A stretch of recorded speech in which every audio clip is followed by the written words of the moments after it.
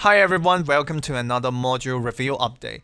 This one includes all the new modules from Leaves Chasing Fire and All Quiet Under the Thunder patches. Before we start, remember you can get timely updates from my online Google Sheet. You can also join discussions on my Discord server. With that out of the way, let's get started on the reveals. First, we have Push Joker and the only 6-star Weedy. To quickly summarize this module, it is very similar to where Weedy herself is, mostly found in hardcore content or specific playstyles like Specialist Knights, Shifter Only, etc. The base module basically makes Weedy free if she's deployed on a range tile and retreated afterwards. With talent upgrades, she can gain a maximum of 9 SP from 1 turret deployment, up from 6, making it possible for her to coordinate 2 S3 uses in 1 turret deployment with the help of Telopsis. It has some implication in hardcore content, but it is far from being useful in daily content. The attack modifier is the most irrelevant part of this module, as the true damage of skill 3 is not affected by it. Next we have Ifrit. This module is kinda disappointing. With the talent upgrade, her effective SP recovery rate is up from 1.36 to 1.64 SP per second, and proccing the extra recovery will give her a full stack of skill 2 immediately. However, both skill 2 and 3 have pretty decent cycling anyways, and more SP recovery, especially with RNG, doesn't mean too much for her. The base damage boost is very little, and it still has to scale with distance. Overall, if you still use her in your AFK runs, I think this is doable to any level, but considering the environment right now and how she's mainly used as an arts debuffer nowadays, I would recommend waiting. Next, we have Yato Alter. This is yet another executor that released after the dominant Texas Alter. I think this module, and specifically the DP refund branch, suits her because she needs to be in and out of the field all the time, since her main skills, skill 2 and 3, finish really fast. It is also recommended to compensate for you having to potentially pull 2 limited executors back to back, especially since the collab banner doesn't have a spark system for the potentials. The upgrades are attack modifiers, and they do work with her kit better than Texas Alter because none of her skills give any attack bonuses, and she actually deals physical damage unlike Texas. That said, there are still quite small numbers, and it is completely up to you whether you want to do the upgrades. For the second modules in this patch, we have Nian X. The base effect is pretty basic. The upgrades give her skill-specific buffs, notably skill 3 with level 3 is effectively a 75 SP skill, and it can still be faster since it stacks with skill aura as well.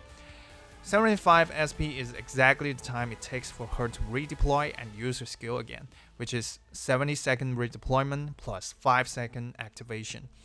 That said, 75 SP is still absurdly big in today's standard. And honestly, I think it would have been better to interchange the effect that are given to the respective skills, so that she has better skill 2 shield coverage and stronger healing during skill 3. My conclusion here is that if you only ever use either one of skill 2 and 3, pick the first module. This module is more recommended if you do use both of these skills. Next, we have Siege Y. The extra SP gain greatly increases the value of having enemies killed next to her. That makes her charge her skills, mainly skill 2, faster, which leads to both higher cycle DPS and faster DP regen. Higher cycle DPS means she can kill the enemy faster, which is positive feedback to this loop. And now she can support other vanguards not only with stats, but also with SP. But that 1 SP for another vanguard is completely random. It doesn't bypass the receiver's SP lockout, and it can go to someone with their skills ready, which is not reliable at all. Also, this module is weak in levels with rather low enemy count, but strong enemies. Going down, we have modules for Phoenix casters, and we start off with Carnelian. Now, all the modules released in this batch are survival based. On Carnelian, it allows her to reach as high as 4000 plus max HP, recover to full HP as well upon charge skill activation. With the survivability provided by the base effect, she stands a much better chance at surviving a full cycle without any healing. But the real question here is there really is no reason for Carnelian to compete on this survival race, especially considering the other 6-star Phoenix caster Lin has a much better survival talent than, well, Meal of Life. Carnelian is expected by many of us to specialize in the damage department, which is something that this module has not addressed at all. My recommendation, wait again. Now that we briefly mentioned Lin, her module on the other hand is a pretty big upgrade. This is thanks to her shield talent being tightly connected to the trait of Phoenix casters. Any buffs to her defensive numbers are a huge buff to her survival.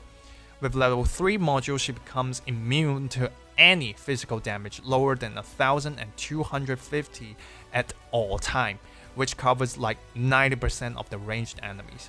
It is now very reliable to have a recover SP by being hit, and that translates to higher cycle DPS and a more flexible skill 3 management. The only drawback would be, again, no actual improvement to her skill total damage. But the module makes her very standout and unique in tanking range damage, and I recommend it a lot for any player using her. Next we have Dorothy. The RNG critical traps sounds flashy, but the actual damage is no joke. All 3 of her traps can put out the highest damage per hit possible in the game when they are critical. The talent upgrades double the attack bonus she gets from trap triggers, making her basically a pseudo marksman that have higher attack stats and faster attack speed. And those attack numbers are reflected on trap damage real time. The only drawback of the module is obviously the involvement of RNG, but other than that, this is a very decent module. For the second modules, we have Nian Y. So instead of going all the way down with defense, this module instead boosts her max HP even further, and she can get up to 6000 plus HP with it.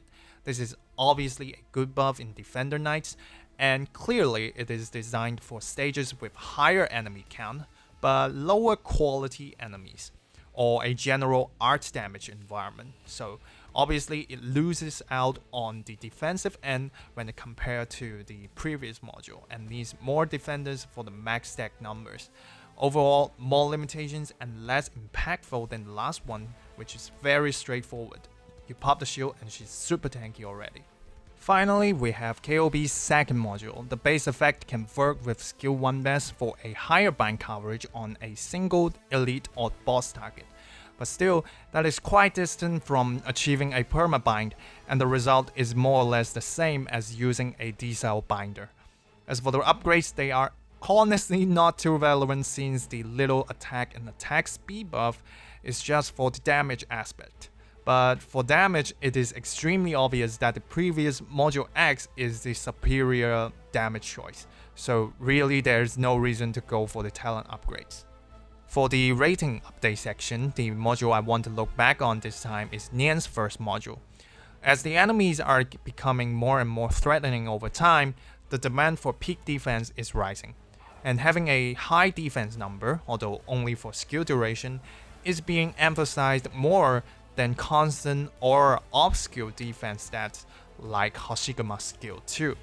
It seems that rotating these defensive skills with healer skills like Talopsis S2, Shining S3, Read Alter skill 2, etc. is the new way of dealing with high threats these days.